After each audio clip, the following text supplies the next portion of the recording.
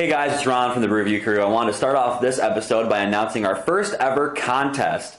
The fine folks over at Craft Check, a new app for the Apple iPhone, have given us 7 promo codes to give out to our viewers. So if you want one of these promo codes for Craft Check, an app that allows you to scan the packaging of a bottle or a 6-pack and let you know if you're purchasing genuine craft beer or crafty beer put out by the big guys disguised as craft beer. If you want one of those promo codes, all you have to do is leave a comment at the bottom of this video telling us what your favorite black and tan combinations are.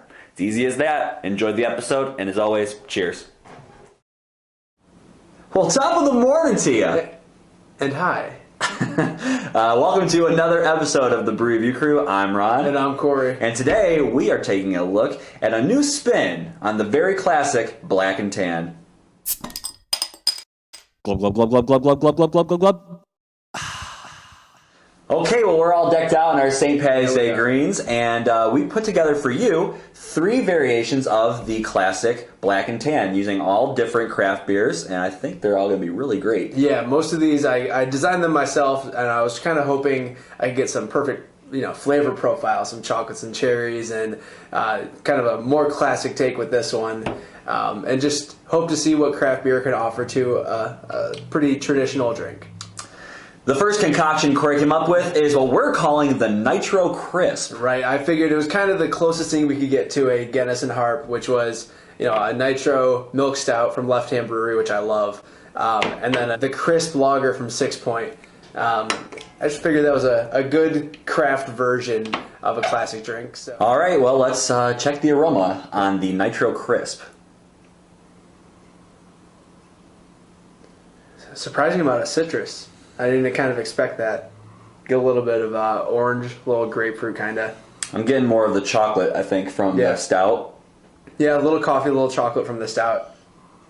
It smells smooth and sweet, but also, citrusy at the same time. Should be kind of tempting. Okay, let's dive in. Yeah. Cheers. Cheers.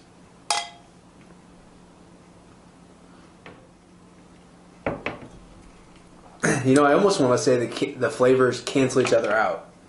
You know what I mean?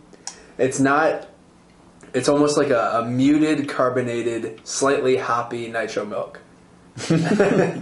I'm definitely getting a lot of the nitro stout. Yeah. The flavors are coming through big. The chocolate, the coffee, sort of that dark, bitter chocolate. Mm-hmm. I'm not really detecting a whole lot of this. And you know what I think's going on here? We poured these 2 different ways because we didn't know if one way was going to layer differently than the other. And I poured the milk first, the milk stout first, and the crisp second. He poured the crisp first and the nitro second. And so I think it actually, while you can't tell, it kind of did layer up. Okay, so we had a chance to kind of get into this beer a little bit and kind of let it meld together. And here's our final takes. The cool thing was, as I said earlier, we poured them differently, and so mine tasted actually different than his. We switched, we tried each other's. Mine was more citrusy, more like almost tangerine-like. Mm-hmm. His was more coffee and porter flavored. But both are pretty good. They're very refreshing, kind of just like a light stout almost. Yeah. The next one we're going to go into is what we call the Cherry Pyramid. It's one of my probably top 5 beers in the world. Bell's Cherry Stout and Pyramid's Hefeweizen. Okay. So hopefully it's going to have kind of like a cherry cake or cherry pancake type flavor to it. Really doughy, really bready, but also a nice cherry background sweetness. Let's check that thing out. Let's check it out. All right, Black and Tan, number 2. Again, this is our Cherry Pyramid. And like I said before, Bell's Cherry Stout, one of my top 5 beers, I think. If you like cherries, that one's for you. It's delicious and very much cherry flavored. It's awesome. Yeah, let's give it a try. Right away off the nose, a little cherry note does definitely come through on this. A little alcohol to it too. I don't know which one of these is high alcohol, but I definitely get that more than anything else. But yeah, definitely some cherry sweetness in the background.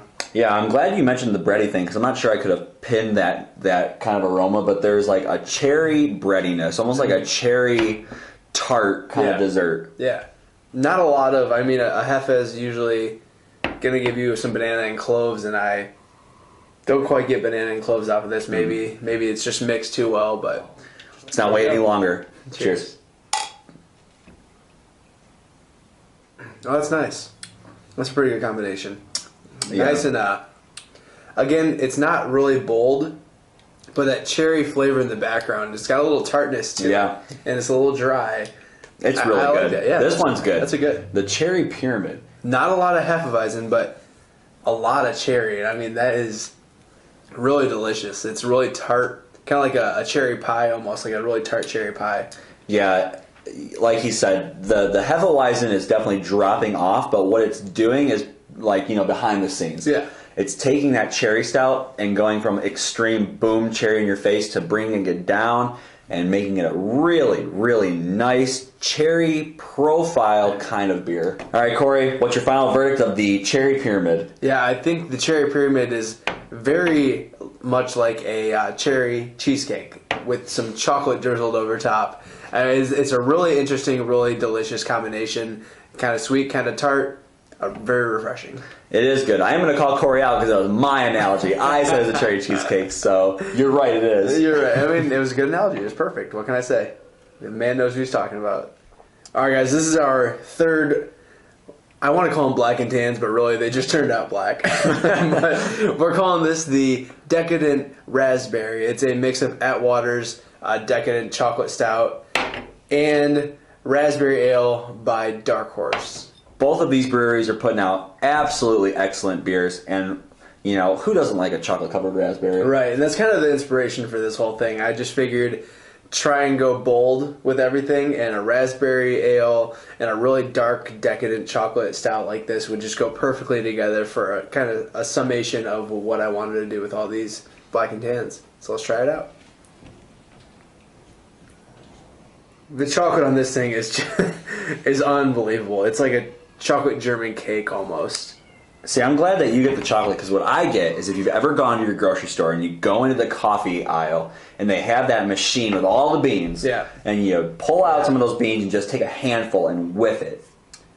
That's what this smells like. It smells like a really great raspberry coffee. Okay, I can see that. Man, I mean, this just smells like a really good dessert. Like, I would love this after a meal right now. This is going to be awesome. I know the last one was awesome. This one might be even better. Yeah. So, cheers. Cheers. I am getting the best raspberry. Really? Yeah, like this raspberry cheesecake. Like, this whole black and tan's bringing out like these cheesecake flavors, but this raspberry dessert with chocolate accents and the coffee. It is delicious. Yeah. Really, really good. This has to have coffee in it. Like that, I can't even say it enough. This is a raspberry coffee. That flavor, that smell you get when you just whiff coffee beans and when you have that fresh cup of coffee, that's it. And if you just, it's coffee. Yeah. Raspberry coffee. All right, Corey, so give me your final thoughts on the Decadent Raspberry. I think this may be our best combination yet. It's very sweet. I mean, it's very chocolatey, coffee, raspberry, a great mixture of all those flavors. And just shows you that a black and tan doesn't have to be, boring and cut through the darkness of a stout like the kind of the original one does. Yeah. So Ron, instead of doing letter reviews like we normally do, how about we just kind of rank these? You're in order from 3 to 1. Which ones do you think were the best? I'm going to go with the Nitro Crisp as our least favorite. I thought this one had the least blended flavors, and it kind of just muted everything out and nothing to write home about. Yeah, it wasn't bad. It was just, not, like you said, didn't have that bold punch that we kind of wanted from mixing two awesome craft beers together. And just in case you thought we were going to go in order, we're not. My second favorite, and I think Corey would agree, is the Cherry Pyramid. Yeah, the Cherry Pyramid was a great tartness to it. The Hefeweizen tried to give it a little bit of body, but really just kind of subdued all those really dark flavors that cherry stout normally has. And I think our favorite black and tan for craft beer has to be the Decadent Raspberry. Yes, if you get a chance before this St. Patrick's Day, go out, get some of this this Decadent Stout and this Raspberry Ale, and see if you can just make the perfect combination, because I think right now it is a great blend of flavors and it's everything I want in a beer. What I'd like you guys to do is to please, in the comments below, post your favorite St. Patty's Day Black and Tans for us. That's good. Try and see if we can get some things for next year that we're going to try and review. Thanks again, guys, for watching our St. Patrick's Day version of the Brew Review Crew. Remember, We're the Brew Review Crew. we'll review. A brew for you. Cheers.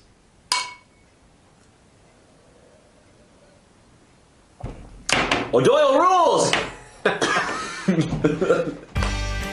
Hey guys, if you like that review, then click on the video below to check out our previous episode. Looking for reviews of your favorite styles? Click on our logo for more. And don't forget to keep up to date with us by liking us on Facebook, Twitter, and subscribing to us on YouTube. Yeah. And maybe see if you can throw us some suggestions for maybe next year's Thanksgiving. How was that parade?